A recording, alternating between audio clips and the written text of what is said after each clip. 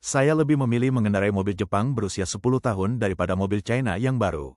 Orang-orang Rusia marah dan menghancurkan mobil-mobil China karena kualitasnya yang buruk dan layanan purna jual yang sangat mengecewakan. Dalam 4 bulan pertama tahun 2025, ekspor mobil China ke Rusia anjlok menjadi hanya 155.000 unit, hampir setengah dari 305.000 unit yang terjual pada periode yang sama tahun 2024. Pada bulan April saja, terjadi penurunan penjualan sebesar 70%, penurunan tajam dibandingkan puncak penjualan tahun sebelumnya. Baru setahun lalu, mobil-mobil China mendominasi jalanan Rusia, menguasai 68% pangsa pasar dan menyingkirkan merek lokal seperti Lada. Kini, showroom-showroom mulai tutup, gudang-gudang penuh, dan para dealer terpaksa banting harga demi bertahan hidup. Konsumen mulai berpaling, dan hanya dalam hitungan bulan, pasar berubah dari pertumbuhan pesat menjadi kemunduran sistematis. Pemerintah Rusia memberlakukan pajak tinggi, penarikan kembali produk karena masalah teknis, dan pembatasan kebijakan, masing-masing kebijakan memperparah yang sebelumnya. Kepercayaan konsumen terkikis, berubah dari antusiasme menjadi skeptisisme, bahkan hingga penolakan total. Di saat yang sama, produsen mobil China semakin tersingkir secara sistematis. Waktu terjadinya pembersihan pasar ini sangat menarik, karena bertepatan dengan berbagai peristiwa global pada paruh pertama tahun 2025. Kembalinya mantan Presiden Trump, pembekuan sementara konflik Rusia-Ukraina, dan sinyal diskalasi antara Barat dan Moskow. Ini bukan sekadar penurunan penjualan.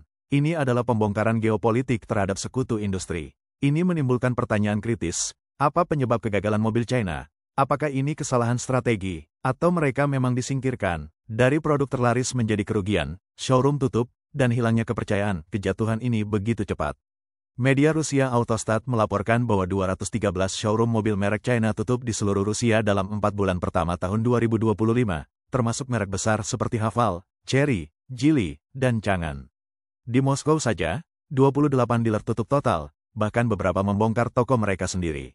Ini bukan sekadar penurunan penjualan, ini adalah runtuhnya jaringan distribusi. Stok kendaraan telah menjadi biaya hangus. Menjual mobil berarti merugi, dan tidak menjualnya bahkan lebih buruk lagi.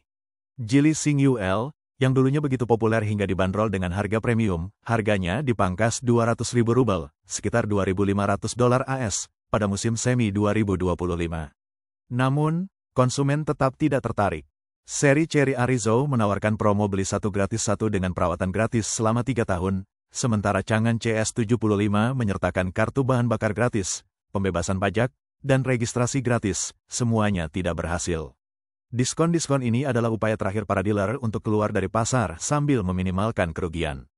Margin keuntungan beberapa model turun di bawah 5%, dan beberapa lainnya bahkan merugi.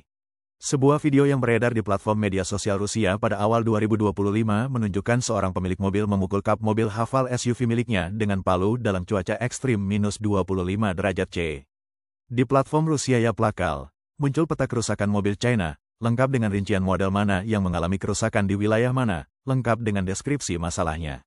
Seorang pengguna melaporkan kebocoran pompa bahan bakar GAC, namun layanan pelanggan menjawab bahwa itu adalah fenomena normal. Pemilik Changan lain mengeluhkan kegagalan sistem navigasi, layar beku, fitur pengenalan suara yang bermasalah, dan tidak bisa melakukan panggilan. Beberapa dealer bahkan mengakui, kami tidak punya buku panduan perbaikan dalam bahasa Rusia, jadi kami sarankan Anda kembalikan saja mobilnya. Titik lemah terbesar mobil China, layanan purna jual, telah terbongkar. Sementara itu, di Pelabuhan Vladivostok, mobil bekas Toyota setir kanan diburu pembeli, dengan harga naik sebesar 15%. Nissan X-Trail berusia 10 tahun, yang dikenal tahan banting di musim dingin, sangat diminati. Konsumen Rusia berseloroh, saya lebih baik mengendarai mobil Jepang tua daripada ditinggal mogok oleh mobil China di bengkel. Ini bukan sekadar kekalahan dalam persaingan.